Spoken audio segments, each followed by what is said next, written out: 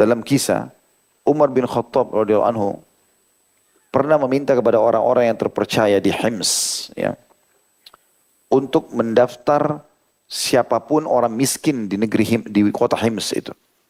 Maka mereka data semua orang-orang miskin dengan niat Umar ingin membantunya pada saat ghanimah lagi melimpah.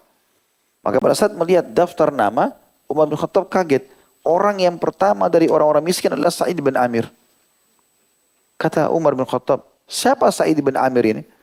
Kata mereka, ini adalah wali kota kami, pemimpin kami. Kata Umar, apakah dia miskin?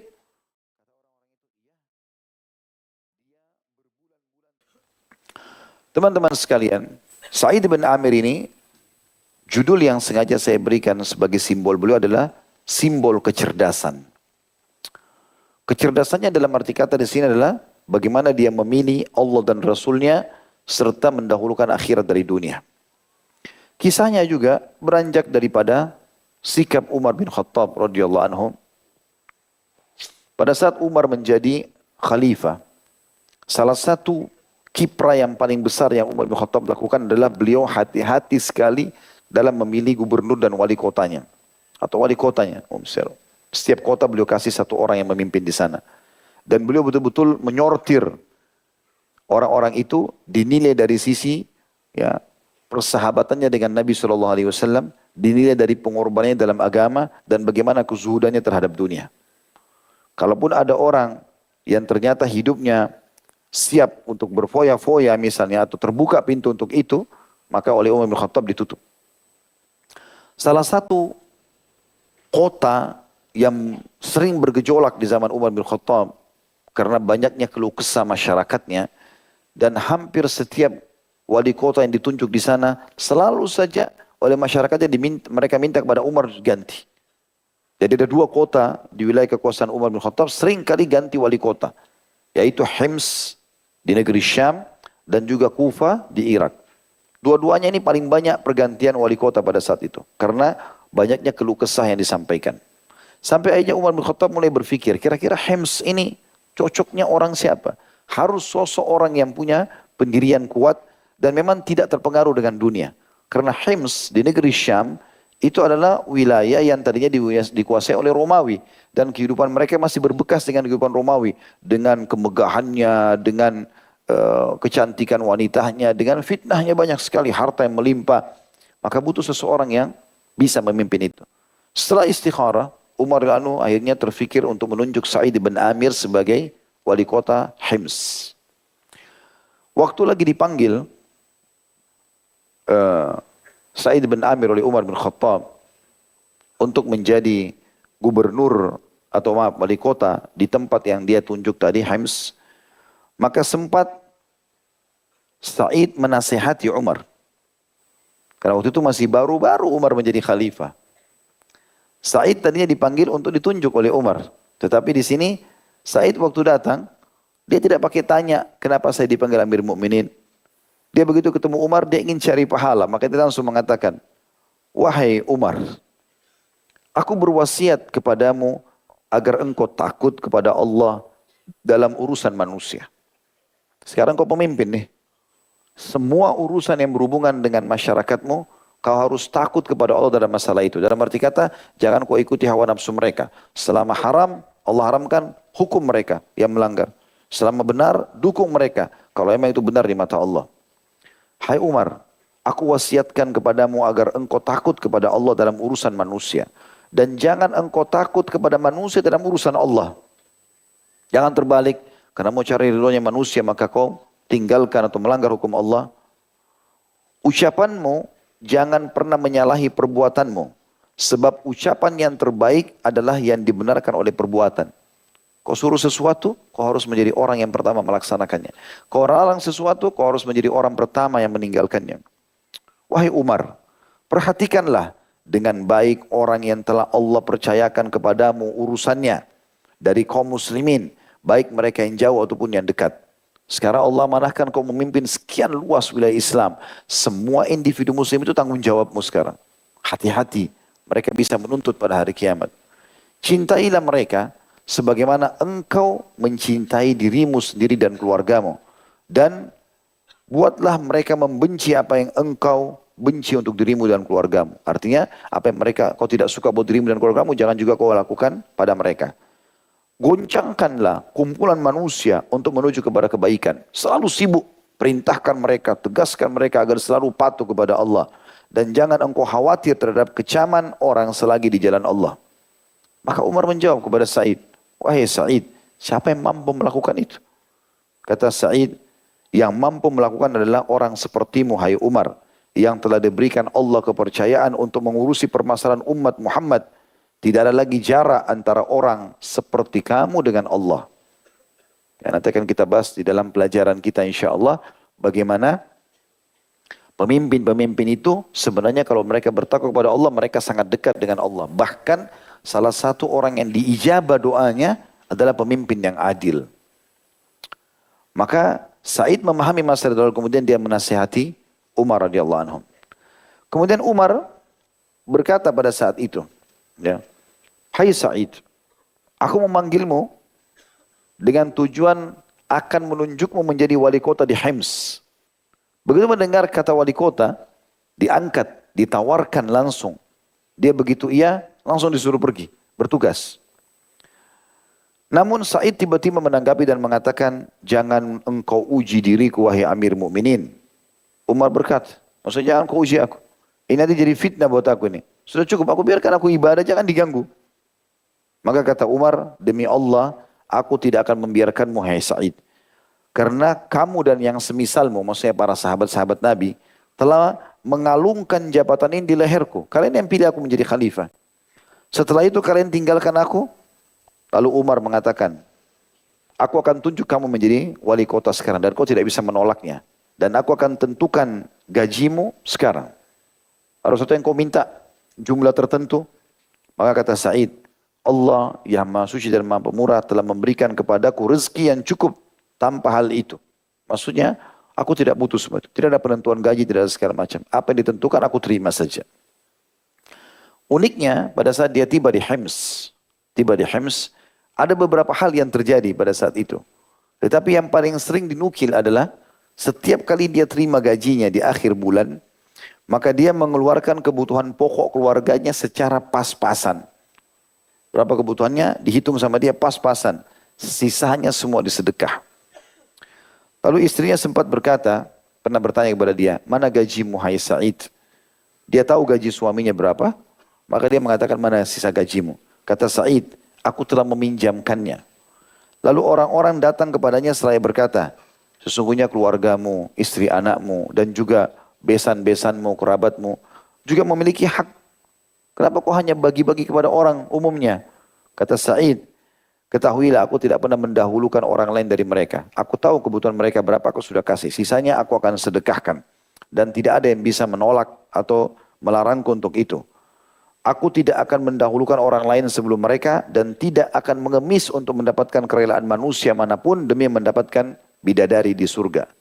Andaikan wanita terbaik surga itu muncul, niscaya bumi akan bersinar untuknya sebagaimana bersinarnya matahari. Potongan terakhir ini punya makna. Kalau orang tidak ulang-ulang merenungi masalah ini, maka mungkin tidak menangkap itu. Saya juga waktu awal membaca kalimat ini, apa hubungannya antara sedekah dia dan dia langsung menyebutkan bidadari. Ternyata ada poin di sini teman-teman sekalian.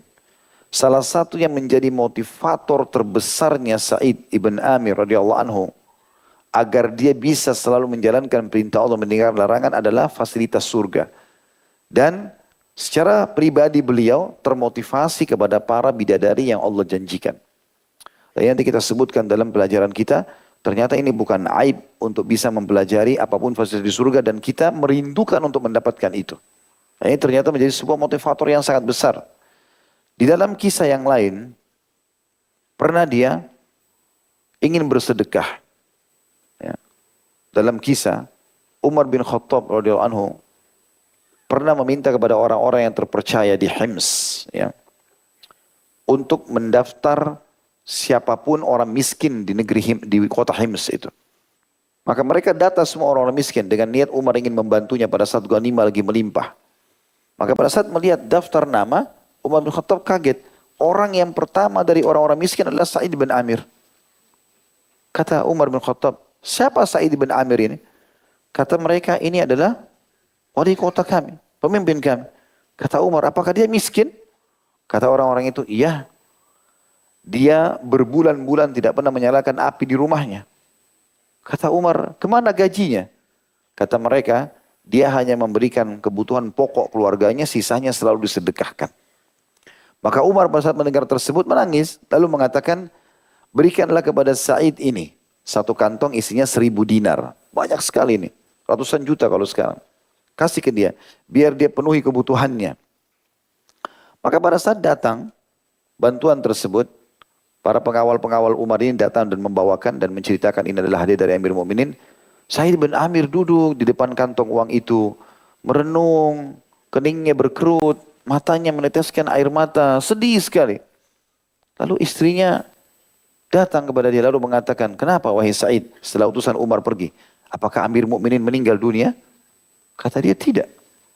Sesungguhnya ada musibah dan fitnah yang telah masuk ke dalam rumahku. Kata istrinya, kalau begitu keluarkan. Istrinya belum faham apa maksudnya. Kata Sa'id, telah datang musibah dan aku harus keluarkan. Apa kau ingin membantunya? Dia bilang, iya, saya mau membantu. Maka Sa'id pun mengatakan, siapkanlah kantong-kantong. Sesungguhnya Amir Mu'minin telah mengirim uang 1.000 dinar dan aku akan menyedekahkannya. Ada dua kisah di sini atau dua riwayat. Riwayat yang pertama, istrinya mengatakan, tidakkah kau tinggalkan buat kami, gitu kan? Dari harta tersebut, maka dia mengatakan, aku tidak akan mendahulukan kau dari bidadari surga. Nah, artinya, kalau aku simpan buat kamu, berarti kamu habisin. Kalau aku sedekahkan, aku dapat bidadari di surga. Seakan-akan bahasanya dia, pilih sedekah buat dapat bidadari atau kau tidak sama saya. Jadi, sangat tegas dalam masalah seperti ini. Riwayat yang lain, dikatakan bahwasanya, dia mengeluarkan kebutuhan dasar istrinya. Pada saat istrinya mengatakan, saya ada kebutuhan. Kata Sa'id, apa itu? Dia bilang, belilah kulit dan makanan dari uang itu secukupnya. Maka dia pun, dan sisanya simpanlah. Maka Sa'id pun mengeluarkan untuk membeli kulit dan juga, kulit ini dulu dipakai jadi wadah ya. Jadi wadah tempat minum, apalah sempat simpan segala macam.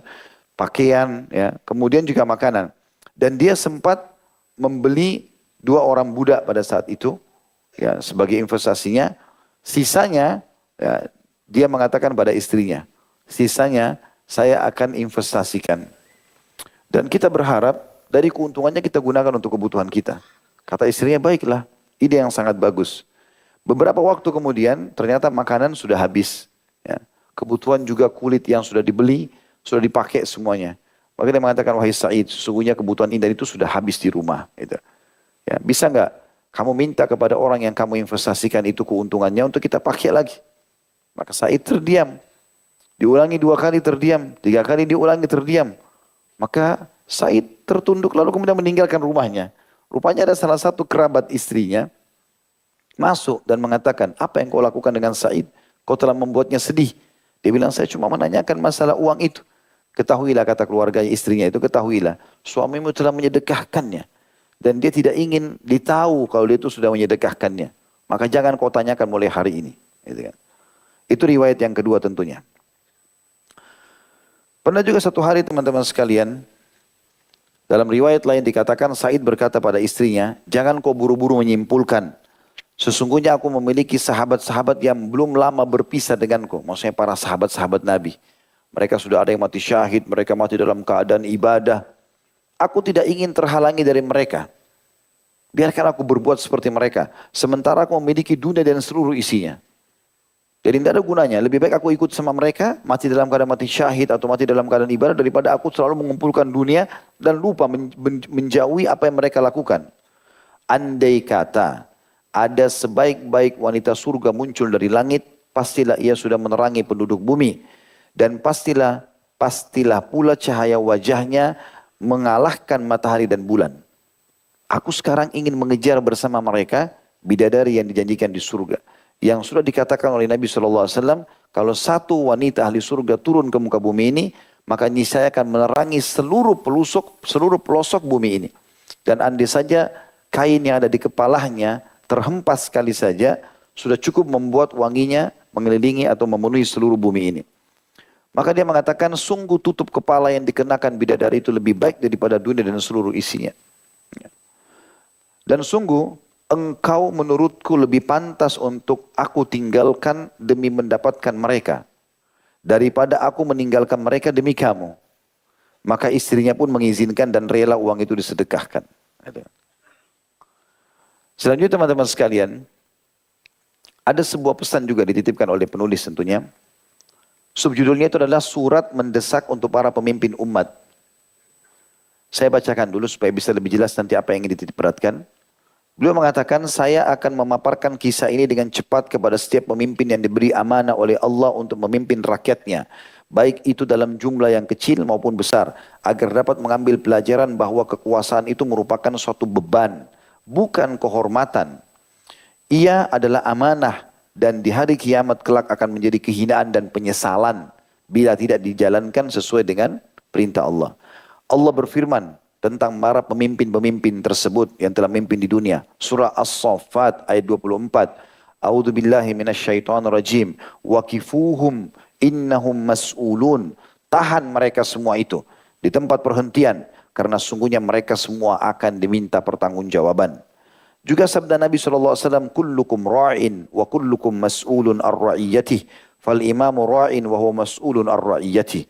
Setiap kamu adalah pemimpin dan setiap kamu bertanggung jawab atas apa yang dipimpinnya. Ketahuilah, seorang penguasa adalah pemimpin dan ia akan diminta pertanggungjawaban atas setiap rakyat yang dipimpinnya. Hadis ini riwayat Bukhari Muslim.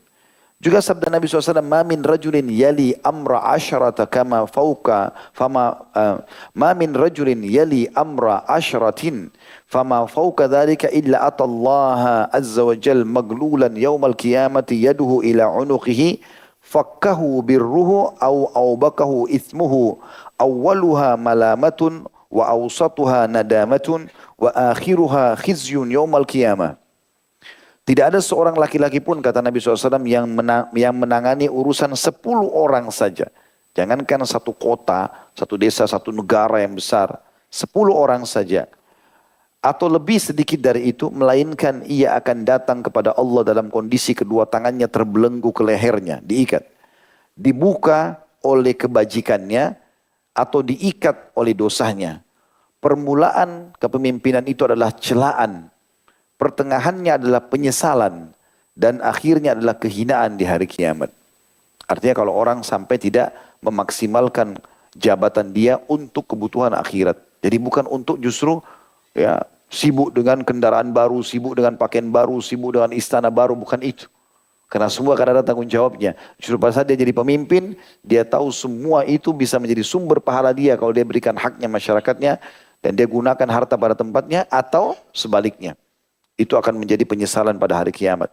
Orang yang menyalahgunakan jabatan itu permulaannya adalah celaan. Pasti dihina-hina oleh orang. Pertengahannya penyesalan. Coba seandainya saya tidak memimpin ya. Misal. Dan akhirnya pada hari kiamat akan terjadi kehinaan. Kata beliau, sungguh ini merupakan kalimat-kalimat yang dapat mencopot jantung dan mencabik-cabik hati orang-orang beriman. Sekarang marilah kita bersama-sama ya, hidupkan dalam pikiran kita pemandangan yang mencengangkan ini, kata beliau. Ini adalah Amir Mukminin Umar bin Khattab radhiyallahu anhu memerintahkan kepada sebagian orang kepercayaannya dari kalangan penduduk Hims untuk menulis nama-nama orang fakir. Dan ternyata mereka atau dia kaget, ternyata nama yang pertama disebutkan adalah Sa'id bin Amir bin Huzaim yang merupakan wali kota wilayah Hims itu. Lalu Umar bertanya, siapa Sa'id bin Amir ini? Maka mereka menjawab, pemimpin kami. Ia berkata, pemimpin kalian miskin? Kata mereka, benar. Maka terheran-heranlah Umar. Kemudian ia berkata, bagaimana bisa Amir kalian menjadi orang fakir? Dikemanakan gajinya itu? Mereka menjawab, wahai Amir Mukminin, ia tidak pernah memegang sesuatu pun dari gaji yang ia terima. Maka menangislah Umar radhiyallahu anhu. Kemudian ia mengambil 1000 dinar lalu memasukkannya ke dalam kantong kain. Kemudian mengirim utusan untuk memberikan uang itu kepada Sa'id bin Amir seraya berkata, sampaikanlah kepadanya salam dariku dan katakan ini dikirim oleh Amir Mukminin kepadamu untuk membantumu dalam memenuhi kebutuhanmu. Lalu utusan itu datang dengan membawa kantong tersebut kepadanya. Kemudian Sa'id melihatnya, ternyata dalamnya terdapat uang 1000 dinar yang banyak. lalu dia mengucapkan kalimat istirja, inna lillahi wa inna ilaihi raji'un. Kemudian sisanya, sebagaimana kita sudah sampaikan tadi, dia mengatakan pada istrinya sampai akhirnya dia memberikan pilihan apakah dia bersedekah dan untuk mengejar bidadari atau istrinya ya akan mengambilnya, tapi dia tidak akan bersama dengan istrinya. Pada saat itu teman-teman, karena ini perilaku dia, selalu dia lakukan. Setiap terima uang, dia merasa itu bahaya sekali, musibah ini. Gak boleh ada di rumah, selalu disedekahkan. Maka satu waktu, Umar bin Khattab seperti biasa, keluar untuk mengecek wilayah-wilayah. Dan mencari tahu tentang pemimpin-pemimpin yang ditunjuk sama dia. Satu waktu, Umar bin Khattab tiba di Hims untuk mencari tahu tentang bagaimana Sa'id bin Amir.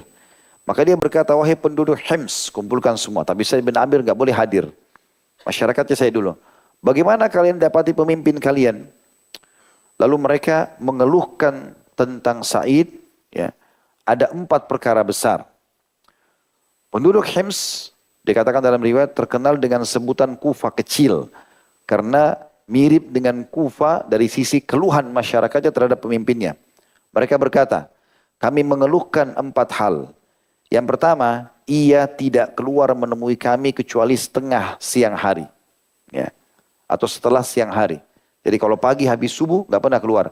Nanti menjelang duhur baru dia keluar temui kami. Umar berkata, ini masalah serius. Lalu ia melanjutkan, kemudian apalagi keluhan kalian? Yang kedua, mereka menjawab, ia tidak pernah menerima siapapun di malam hari dari masyarakat. Maka Umar berkata, ini juga masalah yang besar. Lalu apalagi keluhan kalian? Mereka mengatakan yang ketiga, dalam sebulan ada 1 hari di mana ia tidak keluar menemui kami. Umar mengatakan ini juga masalah yang besar. Lalu apalagi keluhan kalian? Mereka mengatakan yang keempat, ia sering tidak sadarkan diri, tiba-tiba pingsan di banyak waktu kalau dia sedang interaksi bersama kami. Maka Umar berdoa kepada Allah SWT. Dia mengatakan, ya Allah, janganlah ya, engkau sia-siakan sangkaanku terhadap Sa'id. Selama ini aku pikir Sa'id orang baik. Jangan sampai sangkaanku ini salah. Maka dia pun memanggil Sa'id.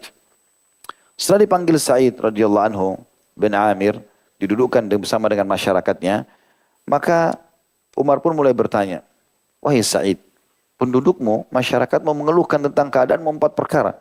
Dan itu dianggap, aku pun menganggap itu masalah besar. Mulailah ditanya, apa keluhan kalian? Kata masyarakatnya, yang pertama, ia tidak keluar menemui kami kecuali sudah siang hari. Maka tiba-tiba Sa'id tundukkan kepalanya sambil mengatakan, sebenarnya aku malu wahai Amirul Mukminin untuk mengucapkannya atau memberikan penjelasan. Tapi karena anda pemimpinku menanyakan, maka aku akan menjelaskan. Demi Allah, sungguh aku tidak suka menceritakan hal itu. Sesungguhnya keluargaku tidak memiliki pembantu. Karena itu aku membuatkan adonan untuk mereka. Adonan makanan. Kemudian kutunggu hingga mengembang, lalu aku membuat roti. Kemudian aku berwudu, barulah setelah itu aku keluar menemui masyarakat. Kemudian artinya terjawab. Dia punya kesibukan yang harus dia selesaikan setiap hari. Istrinya mencuci baju, bersihin rumah. Dia bantu buatin makanan. Sebagai seorang wali kota, dia turun tangan untuk membantu istrinya. Lalu dikatakan, apalagi keluhan kalian? Ditanya kepada masyarakat Hims. Umar sudah tahu, tapi dia bertanya lagi. Dikatakan yang kedua adalah, ia tidak pernah menemui siapapun di malam hari. Kata Umar, jawablah hai Sa'id. Sa'id mengatakan, wahai Amirul Mukminin, saya malu untuk menjelaskan ini. Tapi kalau anda memang bertanya, maka saya akan jawab. Sesungguhnya aku telah memberikan waktu buat mereka dari siang hari sebelum duhur sampai menjelang maghrib atau isya. Dan malam hari aku berikan untuk Tuhanku. Artinya itu sholat malam. Tidak mungkin aku mau terima masyarakat lagi di malam hari sehingga aku tidak bisa sholat malam. Maka Umar pun menerima itu. Lalu kemudian Umar balik kepada masyarakat Hims. Apa keluhan kalian lagi? Mereka bilang yang ketiga. Dalam sebulan hanya ada 1 hari, dalam 1 bulan ya. Kalau kita kan liburnya banyak tuh, seminggu berapa kali gitu kan. Kalau ini sebulan sekali dia libur saja, itu pun masih diprotes oleh masyarakatnya. Maunya setiap hari selalu ada di hadapan mereka gitu. Maka kata mereka, ada 1 bulan 1 hari dia nggak keluar. Seharian full, nggak ada. Kami keluhkan itu. Kata Umar jawab, hai Sa'id. Dia mengatakan, wahai Amirul Mukminin, saya malu untuk mengatakan. Tapi ketahuilah wahai Amirul Mukminin, saya tidak memiliki baju kecuali beberapa potong saja. Yang aku pakai silih berganti. Di akhir bulan, aku mencuci semua baju-bajuku itu. Dan aku menjemurnya, mengeringkan sampai aku tunggu dia kering. Kemudian aku menatanya untuk aku pakai sebulan ke depan. Gitu kan. Maka di hari itu saja aku harus mencuci bajuku. Maka Umar pun menerima alasan itu. Sambil memang menunggu respon dari masyarakat, tidak ada yang menjawab lagi karena sudah tahu alasannya. Lalu Umar tanya lagi, apa keluhan kalian lagi? Maka mereka mengatakan yang keempat, bahwasanya dia sering pingsan. Ya. Dia sering pingsan. Maka kenapa kau sering pingsan? Hai Sa'id jawab. Dia bilang, wahai Amirul Mukminin, ini pun membuat aku malu untuk menceritakannya. Tapi ketahuilah, ini jawaban yang luar biasa. Dan inilah sebabnya kenapa tadi pertama ikhwan dan akhwat sekalian rahimani rahimakumullah, saya mengatakan Sa'id ini adalah terinspirasi dari Hubaib bin Adi. Perhatikan bekasnya perjuangan Hubaib berbekas sampai di akhir hidupnya Sa'id. Apa kata Sa'id? Jadi sering kali dia kalau lagi ngomong sama masyarakatnya, tiba-tiba pingsan.